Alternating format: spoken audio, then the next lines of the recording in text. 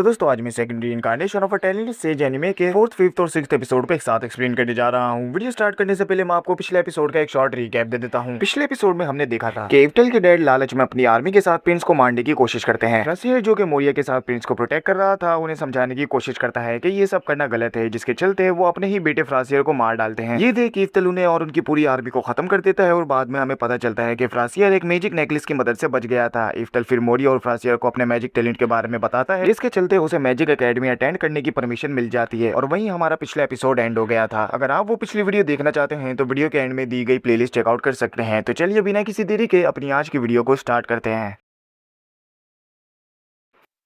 Episode की शुरुआत में हम देखते हैं कि एफ्टल अब 15 साल का हो चुका है, यानी वो मैजिक एकेडमी अटेंड करने के लिए तैयार है। वो अपनी फैमिली को गुड बाय कहकर एकेडमी के लिए निकल जाता है और फिर अगले सीन में हम उसे एक टी हाउस में देखते हैं, जो कि कुछ देर के लिए यहाँ रुककर आराम कर रहा था कि तभी एक एडवर्ड फैमिली का मेंबर उसे नजर आता है। ये लड़का एक ए रैंक एडवेंचरर है और यहाँ के कुछ बच्चों को मैजिक सिखाने के लिए मान गया था, लेकिन उसे मनाने के लिए एक आदमी ने उसे झुककर रिक्वेस्ट करी थी, जो कि 50 साल का है और सी रैंक एडवेंचरर भी है। इस एडवर्ड बंदे के पास एक स्लेव भी थी। वो बताता है कि वो आज किसी किस्म की डिस्टर्बेंस नहीं चाहता, क्योंकि आज वो इस लड़की के साथ इंटीमेट होने वाला है। ये सुन एफ्टल काफी ज्यादा गुस्सा होता है और उसे मर्लिन की याद आती है कि अगर वो उसे अडॉप्ट नहीं करता तो शायद आज वो भी इसी कंडीशन में होती। इसी दौरान एक लड़का आकर खबर देता है कि एक और यहाँ हमला कर दिया है। ये देख सभी लोग डर जाते हैं, जहाँ ये आदमी बताता है कि एक ए रैंक एडवेंचर यहाँ मौजूद है, जो कि उसे आराम से हरा देगा। ये सुन एडवेंचर लेवल 4 स्पेल कास्ट कर उस ऑर्क को मारने की कोशिश करता है, पर इस स्पेल का उस ऑर्क पर कोई असर नहीं होता, क्योंकि वो एक ऑर्क बजरकर था, जो कि ऑर्क्स की सबसे ताकतवर स्पीशीज है। ये जानने के बाद वो एडवेंचर लेवल 3 स्पेल से एक बैरियर बनाता है और सब लोगों को उस ऑर्क के साथ अंदर कैद कर देता है, ये सोच करके जब तक ऑर्क ने खाने में बिजी है वो यहाँ से चुपचाप निकल लेगा। ये देख एफ्टल लेवल 6 स्पेल से बैरियर को तोड़ देता है और लेवल 3 फायर स्पेल से उस पर अटैक करता है, लेकिन इस लेवल 3 से ही वो और खत्म हो जाता है, जिसका रीजन ये था कि एफ्टल अपनी हर एक स्पेल को मैक्स लेवल तक रिफाइन कर चुका है, जिसके चलते उसकी स्पेल्स बाकियों के मुकाबले में ज्यादा पावरफुल होती हैं। इसके बाद सभी की नजर उस जलते हुए ऑर्क पर थी, जिसका फायदा उठाकर एफ्टल यहाँ से निकलने लगता है, लेकिन जाने से पहले वो उस एडवेंचर नोबल को कहता है कि ये एक अटेम्प्टेड मर्डर था, जिसके लिए उसे काफी खतरनाक सजा का सामना करना पड़ सकता है। इसलिए तुम्हारी भलाई इसी में होगी कि अब से तुम अपने एल्डर्स को अच्छे तरीके से ट्रीट करना शुरू कर दो और उस स्लेव को आजाद कर दो। ये सुन वो एडवेंचर ऐसा ही करता है और एफ्टल यहाँ से चला जाता है। अगले सीन में एफ्टल नोटिस करता है कि वो स्लेव उसका पीछा कर रही है। वो बताती है कि वो एफ्टल की स्लेव बनना चाहती है और इसके लिए वो अपना सर झुकाकर रिक्वेस्ट भी करती है। यहाँ हमें पता चलता है कि इस लड़की पर स्लेव क्रेस्ट लगा है, जिसे हटाना आसान नहीं। भले ही उस एडवेंचर ने उसे आजाद कर दिया हो, लेकिन क्रेस्ट लगे रहने की वजह से वो वापस किसी और की स्लेव बन जाएगी। ये लड़की अपना नाम एनेस्टेशिया बताती है और ये भी कि वो डीमन है और 400 साल पुरानी नोबल फैमिली से बिलोंग करती है। साथ ही वो मर्लिन की दूर की रिश्तेदार भी है, जो कि दुनिया की सबसे पावरफुल डीमन मेज और डीमन एकेडमी की हेड मिस्ट्रेस भी है। ये सुन एफ्टल शॉक होता है, क्योंकि ये वही मर्लिन थी जिसे एफ्टल ने 400 साल पहले ट्रेन किया था। वो ये जानकर खुश होता है कि वो अभी भी जिंदा है और उसने काफी तरक्की कर ली है। वो फिर एनेस्टेशिया का मास्टर बनने के लिए तैयार हो जाता है और दोनों फिर इंसानों की मैजिक एकेडमी के लिए निकलते हैं। शाम होती है और ये मैजिक एकेडमी के सिटी में पहुंचते हैं। सुबह होते ही एंट्रेंस एग्जाम शुरू होने वाला था, तो ये लोग यही इनमें रुकने का डिसाइड करते हैं। अगले सीन में हम इन्हें शहर के सबसे बड़े लग्जरी रेस्टोरेंट में देखते हैं। कोई भी एनेस्टेशिया के यहाँ होने से खुश नहीं था, क्योंकि वो एक स्लेव थी और उसकी स्लेव आदतों की वजह से एफ्टल को भी थोड़ी परेशानी होती है, लेकिन वो उसे ऑर्डर देता है कि वो मेरे साथ बैठ लंच कर सकती है और अब से उसे किसी भी चीज की टेंशन लेने की जरूरत नहीं। इसी दौरान यहाँ का एक हेड आकर एफ्टल को बताता है कि ये एक लग्जरी होटल है और हम स्लेव का यहाँ आना अलाउ नहीं करते अनलेस वो कोई वीआईपी हो। ये सुन एफ्टल तुरंत 3 ड्रैगन ड्रॉप निकाल कर उसे दिखाता है। एक ड्रैगन ड्रॉप की कीमत 500 गोल्ड कॉइन्स है, जिससे वो शॉक हो जाता है। और जब एफ्टल बताता है कि उसके पास ऐसे बहुत सारे हैं, तो वो तुरंत इन दोनों को यहाँ के वीआईपी रूम में ले जाता है। इसी दौरान एफ्टल एनेस्टेशिया के बिहेवियर को भी ठीक करने की कोशिश करता है, क्योंकि लाइफ स्पेन ज्यादा होने की वजह से उसके एंसेस्टर्स इंसानों की जंग के बाद से ही स्लेव बन रखे हैं और उन्हीं के नक्शे कदम पर चल रही एनेस्टेशिया ज्यादातर इमोशंस के बारे में नहीं जानती। तो एफ्टल आज उसे पूरी रात ट्रेन करता है कि आखिर गुस्सा किस तरह किया जाता है और अपसेट किस तरह हुआ जाता है। सुबह होती है और हम इन्हें मैजिक एकेडमी में देखते हैं। एफ्टल एनेस्टेशिया को भी एंट्रेंस एग्जाम लेने को कहता है, क्योंकि वो सेंस कर पाता है कि यहाँ मौजूद सब लोगों में वही सबसे ज्यादा पावरफुल है, सिर्फ उसे छोड़कर। इसके बाद एंट्रेंस एग्जाम स्टार्ट होता है और ये एक बैटल रॉयल मैच था, यानी जो आखिर में बचेगा उसे ही यहाँ एडमिशन मिलेगा। और इसी के साथ ये एपिसोड यहीं पर एंड हो जाता है।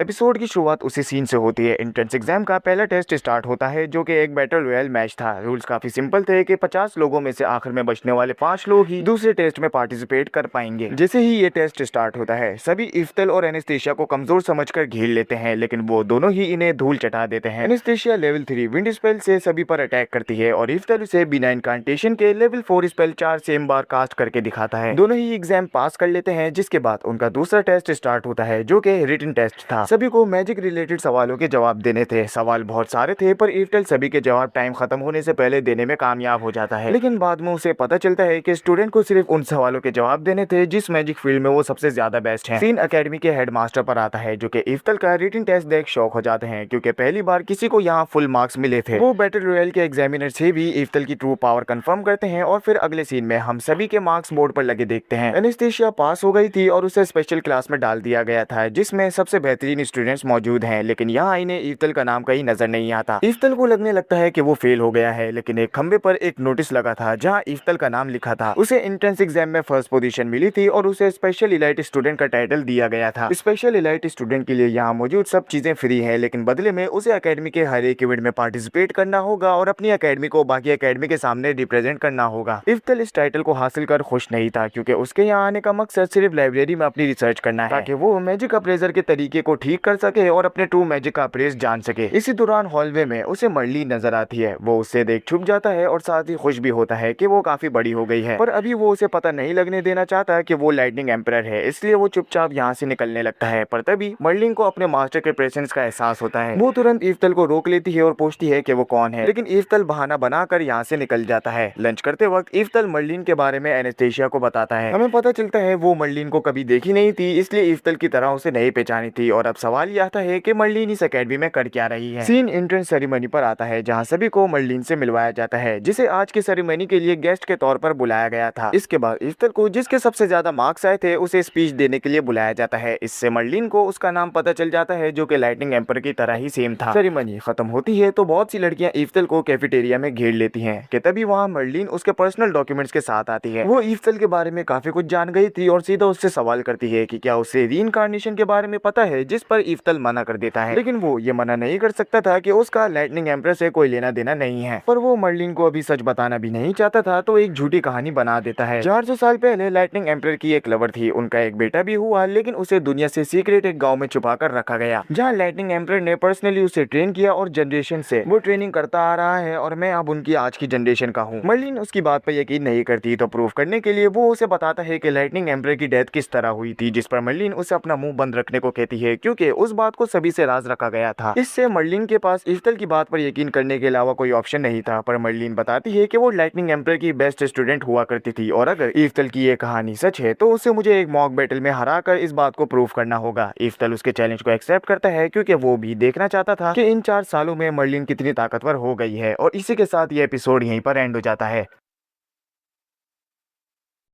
एपिसोड की शुरुआत उसी सीन से होती है। एकेडमी में सभी को ईफ्टल और मर्लिन के ड्यूल के बारे में पता चल जाता है। ये देख हेडमास्टर इसे एक स्पेशल इवेंट बना देते हैं जहां 2 लोग मैजिक का इस्तेमाल कर प्रूफ करने की कोशिश करेंगे कि कौन उनमें से ज्यादा ताकतवर है। ये मॉक बैटल एकेडमी से दूर एक स्टेज पर होता है और दोनों की फाइट स्टार्ट होती है। ईफ्टल तुरंत एक लेवल 6 फायर स्पेल से मर्लिन पर अटैक करता है, पर वो उसे लेवल 7 परफेक्ट वॉल से ब्लॉक करती है। इसके बाद वो भी लेवल 6 फायर स्पेल से अटैक करती है जहाँ ईफ्टल उसी की तरह लेवल 7 परफेक्ट वॉल से उसे ब्लॉक करता है। ईफ्टल मर्लिन की काबिलियत देख काफी खुश होता है, पर मर्लिन को लगता है कि वो उसका मजाक उड़ा रहा है। ये देख वो तुरंत हवा में उड़ते हुए उसके चारों तरफ लेवल 6 फायर स्पेल से आग लगा देती है। बताती है कि अगर सच में उसके एंसेस्टर लाइटनिंग एम्परर थे तो उसने ऑलरेडी इसे काउंटर करने का कोई तरीका ढूंढ लिया होता। ये सुन ईफ्टल हाँ कहता है और तुरंत लेवल 7 आइस स्पेल से आग को बुझा देता है। ये देख मर्लिन शॉक हो जाती है क्योंकि मैजिक कंस्ट्रक्ट करने में 5 सेकंड का वक्त लगता है, लेकिन ईफ्टल उसे तुरंत ही काउंटर कर दिया, यानी वो जानता था कि मर्लिन फायर स्पेल का ही इस्तेमाल करेगी। ईफ्टल वापस लेवल 7 आइस स्पेल से उस पर अटैक करता है और हमें पता चलता है कि एक स्पेल को सेम टाइम पर 4 बार कास्ट करना चेन कास्टिंग और पैरेलल कास्टिंग कहा जाता है, जिसे इंट्रोड्यूस करने वाला ईफ्टल ही था ताकि वो बाकी एम्प्रेस की बराबरी कर सके। ईफ्टल ने चेन कास्टिंग मर्लिन को भी सिखाई थी, यानी अब इन दोनों में से जीतेगा वो जिसकी स्पेल कास्ट करने की स्पीड ज्यादा होगी। ईफ्टल हर एक लेवल 7 आइस स्पेल से उस पर अटैक करता है जहां मर्लिन लेवल 7 परफेक्ट वॉल से भागते हुए सभी को ब्लॉक करती है। ईफ्टल फिर अपनी आखिरी स्पेल को और भी ज्यादा रिफाइन करता है, जिस वजह से मर्लिन की परफेक्ट वॉल टूटने लगती है। ईफ्टल इसके पीछे की वजह मर्लिन को बताता है और मर्लिन वापस से ईफ्टल में अपने मास्टर लाइटनिंग एम्परर को सेंस करती है। उसे याद आता है कि वो उसके मास्टर की तरह ही उसकी गलतियां ठीक कर रहा है। मर्लिन फिर परफेक्ट वॉल को 2 बार कास्ट करती है, जिससे पावर डिवाइड होती है और ईफ्टल की स्पेल टूट जाती है, लेकिन इससे मर्लिन को चक्कर आने लगते हैं। जहां ईफ्टल उस पर अटैक करने के लिए आगे बढ़ता है, लेकिन मर्लिन लेवल 8 टेलीपोर्ट स्पेल से बच जाती है। टेलीपोर्ट होकर मर्लिन पीछे से ईफ्टल पर अटैक करने आती है, लेकिन वो भी लेवल 8 टेलीपोर्ट स्पेल से बच जाता है। ये देख मर्लिन हंसने लगती है क्योंकि उसका फाइटिंग स्टाइल लाइटनिंग एम्पर से काफी सिमिलर है। मर्लिन फिर अपनी सबसे पावरफुल स्पेल का इस्तेमाल करती है जिसे सीखने में उसे 400 साल लगे हैं। इस स्पेल का नाम थॉर्स हैमर था जो कि लेवल 8 लाइटनिंग स्पेल थी और ईफ्टल को समझ नहीं आता कि आखिर इसमें खास क्या है, क्योंकि ये स्पेल तो वो भी आसानी से कास्ट कर सकता है। लेकिन तभी मर्लिन इसे 4 बार कास्ट करती है जिसे देख ईफ्टल शॉक हो जाता है क्योंकि वो खुद सिर्फ इस स्पेल को 2 बार कास्ट कर सकता है। ईफ्टल उसकी 400 साल की मेहनत को देख काफी खुश होता है और उसके जवाब में अपनी सबसे पावरफुल लेवल 10 लाइटनिंग स्पेल का इस्तेमाल करता है जो कि मर्लिन की थॉर्स हैमर को एब्जॉर्ब कर लेती है। ये देख मर्लिन रियलाइज करती है कि इस स्पेल का नाम तो ईफ्टल है जिसे लाइटनिंग एम्पर के अलावा इस्तेमाल करने वाला कोई नहीं है। और तभी ईफ्टल अपनी लाइटनिंग स्पेल को कैंसिल कर देता है कि कहीं मर्लिन इससे मर ना जाए, जिसके बाद वो कंफर्म करता है कि वही लाइटनिंग एम्पर है जो कि 400 साल आगे रीइंकार्नेट हुआ है। ईफ्टल उसकी तारीफ करता है क्योंकि उसकी आखिरी स्पेल ने ईफ्टल को शॉक कर दिया था, इतना कि उसे लेवल 10 स्पेल का इस्तेमाल करना पड़ा। मर्लिन ये सुन काफी खुश होती है और तभी एनेस्थेसिया भी यहाँ आती है। मर्लिन तुरंत समझ जाती है कि ये एक स्लेव है और ईफ्टल पर काफी गुस्सा होती है। ईफ्टल बताता है कि ये लड़की मुसीबत में थी और मैं बस उसका ध्यान रख रहा हूँ। ये सुन उसका गुस्सा शांत होता है कि तभी ये फाइट देख सभी लोग ईफ्टल से बात करने के लिए उसकी तरफ आने लगते हैं। मर्लिन पूछती है कि ईफ्टल यहाँ करने क्या आया था, जिस पर वो बताता है कि वो बस एज ए स्टूडेंट मैजिक स्टडी करना चाहता था। ये सुन मर्लिन ईफ्टल और एनेस्थेसिया को अपने साथ ले जाती है और अगले सीन में हम इन्हें एक मेंशन के बाहर खड़ा देखते हैं। ईफ्टल को याद आता है कि ये उसकी 400 साल पुरानी मेंशन है और मर्लिन इसका 400 सालों से ख्याल रख रही है। वो ये देख काफी खुश होता है और फिर मर्लिन पेपर वर्क के लिए जाने लगती है। वो बताती है कि वो दोनों को ही अप्रेंटिस के तौर पर एक्सेप्ट कर ली है और पेपर वर्क तैयार करने से दोनों को ही तुरंत डीमन एकेडमी में एडमिशन मिल जाएगा और क्योंकि वो मर्लिन के अप्रेंटिस है तो वहाँ मौजूद किसी भी फैसिलिटी का इस्तेमाल कर सकते हैं। ईफ्टल उसकी ऑफर को एक्सेप्ट करता है और ये जानकर मर्लिन काफी खुश थी कि उसे फाइनली लाइटनिंग एम्पर के साथ स्कूल अटेंड करने का मौका मिलेगा। और इसी के साथ ये एपिसोड यहीं पर एंड हो जाता है। अब इस एनीमे में आगे क्या होने वाला है वो आपको अगली वीडियो में पता चलेगा। बाकी वीडियो अच्छी लगी हो तो लाइक जरूर कीजिएगा।